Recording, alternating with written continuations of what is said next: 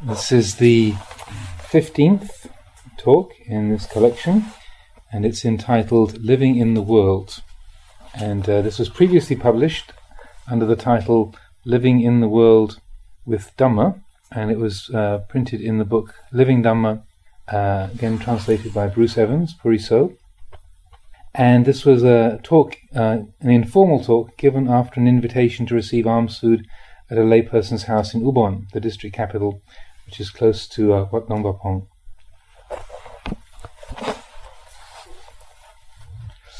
Living in the world. Most people still don't know the essence of meditation practice. They think that walking meditation, sitting meditation, and listening to Dhamma talks are the practice. These are only the outer forms of practice. The real practice takes place when the mind encounters a sense object. That's the place to practice, where sense contact occurs. When people say things we don't like, there's resentment. If they say things we like, we experience pleasure. Now, this is the place to practice. How are we going to practice with these things? This is the crucial point. If we just run around chasing after happiness and running away from suffering all the time, we can practice until the day we die and never see the Dhamma. This is useless. When pleasure and pain arise, how are we going to use the Dhamma to be free of them? This is the point of practice. Usually when people encounter something disagreeable, they don't open up to it. For instance, when people are criticized, "Don't bother me, why blame me?" This is someone who's closed himself off. Right there is the place to practice. When people criticize us, we should listen. Are they speaking the truth? We should be open and consider what they're saying. Maybe there is something in what they say. Maybe there is something blameworthy within us. They may be right, and yet we immediately take offense. If people point out our faults, we should strive to be rid of these faults and improve ourselves. That's how intelligent people practice. The place where there is confusion is the place where peace can arise. When confusion is penetrated with understanding, what remains is peace. Some people can't accept criticism. They're arrogant. Instead, they turn around and argue. This is especially so when adults deal with children. Actually, children may say some intelligent things sometimes, but if you happen to be their mother, for instance, you can't give in to them. If you are a teacher, your students may sometimes tell you something that you didn't know, but because you are the teacher, you can't listen. This is not right thinking. In the Buddha's time, there was one disciple who was very astute. At one time, as the Buddha was expounding the Dhamma, he turned to this monk and asked, "Sariputta, do you believe this?" Venerable Sariputta replied, "No, I don't yet believe it." The Buddha praised his answer. "That's very good, Sariputta. You are one who is endowed with wisdom. One who is wise doesn't readily believe. He listens with an open mind and then weighs up the truth of the matter before believing or disbelieving." Now the Buddha here has set a fine example for a teacher. What Venerable Sariputta said was true. He simply expressed his true feelings. Some people would think that to say that you didn't believe that teaching would be like questioning the teacher's authority. They'd be afraid to say such a thing. They just go ahead and agree. That is how the worldly way goes. But the Buddha didn't take offense. He said that you needn't be ashamed of those things which aren't wrong or bad. It's not wrong to say that you don't believe if you don't believe. That's why Venerable Sariputta said, "I don't yet believe." The Buddha praised him. This monk has much wisdom. He carefully considers before believing anything. The Buddha's actions here are a good example for one who is a teacher of others. Sometimes you can learn things even from small children. Don't cling blindly to positions of authority. Whether you're standing, sitting, or walking around in various places, you can always study the things around you. We study in the natural way, receptive to all things, be they sights, sounds, smells, tastes, feelings, or thoughts. The wise person considers them all. In the real practice, we come to the point where there are no longer any concerns weighing on the mind. If we still don't know like and dislike as they arise, there is still some concern in our minds. If we know the truth of these things, we reflect, "Oh, there's nothing to this feeling of liking here. It's just a feeling that arises and passes away. Dislike is nothing more, just a feeling that arises and passes away. Why make anything out of them? If we think that pleasure and pain are personal possessions, then we're in for trouble. We never get beyond the point of having some concern or other in an endless chain. This is how things are for most people. But these days, teachers don't often talk about the mind when teaching the Dhamma. They don't talk about the truth. If you talk about the truth, people may take exception. They say things like, "He doesn't know time and place. He doesn't know how to speak nicely." But people should listen to the truth. A true teacher doesn't just talk from memory. He speaks the truth. People in society usually speak from memory. The teacher speaks the truth. People in the society usually speak from memory, and what's more, they usually speak in such a way as to exalt themselves. The true monk doesn't speak like that. He speaks the truth, the way things are. No matter how much the teacher explains the truth, it's difficult for people to understand. It's hard to understand the Dhamma. If you understand the Dhamma, you should practice accordingly. It may not be necessary to become a monk, although a monk's life is the ideal form for practice. To really practice, you have to forsake the confusion of the world, give up family and possessions and take to the forests. These are the ideal places to practice. But if we still have a family and responsibilities, how are we to practice? Some people say it's impossible to practice Dhamma as a layperson. Consider, which group is larger, monks or lay people? There are far more lay people. Now, if only the monks practice and the lay people don't, then that means there's going to be a lot of confusion. This is wrong understanding. I can't become a monk. Becoming a monk isn't the point. Being a monk doesn't mean anything if you don't practice. If you really understand the practice of Dhamma, then no matter what position or profession you hold in life, be it a teacher, doctor, civil servant, or whatever, you can practice the Dhamma every minute of the day. To think you can't practice as a layman is to lose track of the path completely. Why is it people can find the incentive to do other things? If they feel they are lacking something, they make an effort to obtain it. If there is sufficient desire, people can do anything. Some say, I haven't got the time to practice the Dhamma. I say, then, how come you've got time to breathe? Breathing is vital to people's lives. If they saw Dhamma practice as vital to their lives, they would see it as important as their breathing.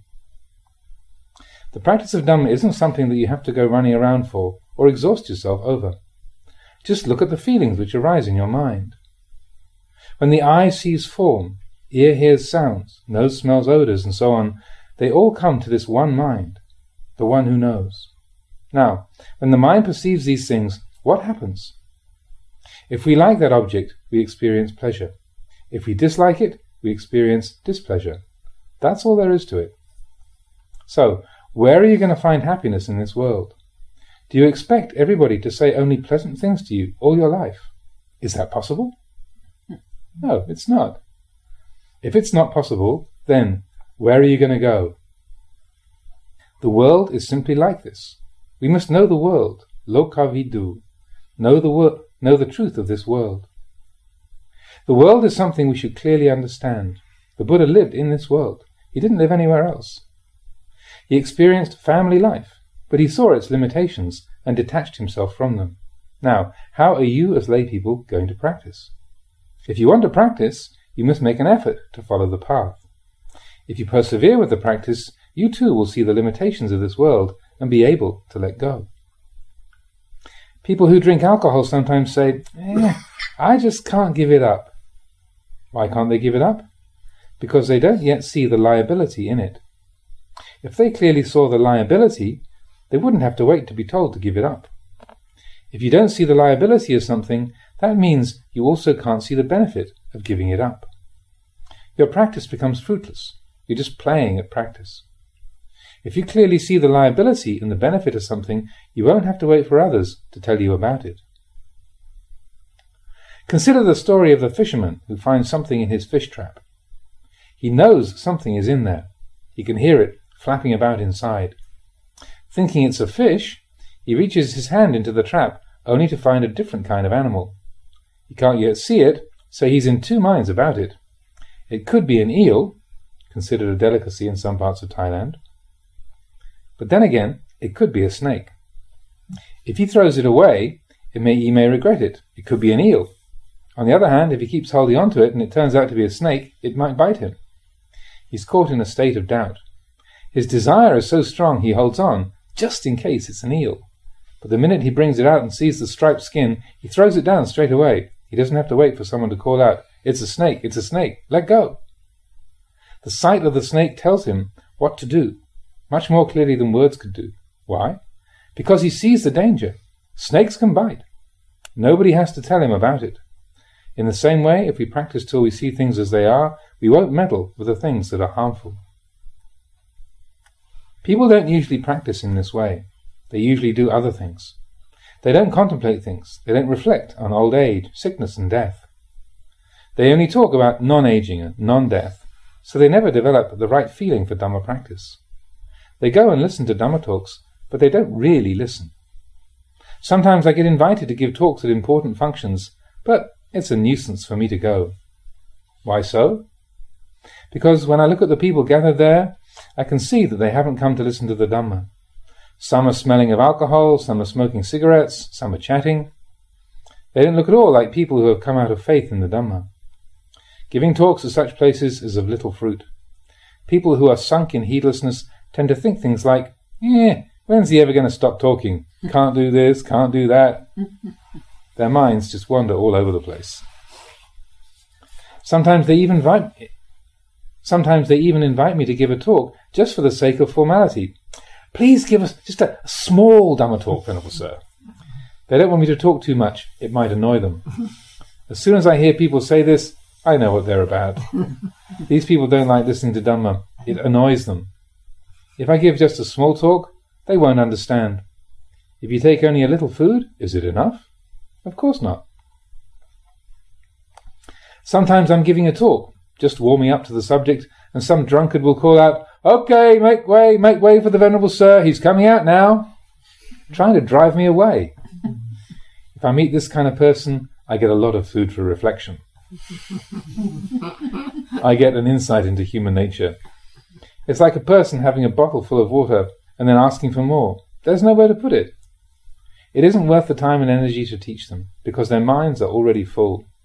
Pour any more in, and it just overflows uselessly.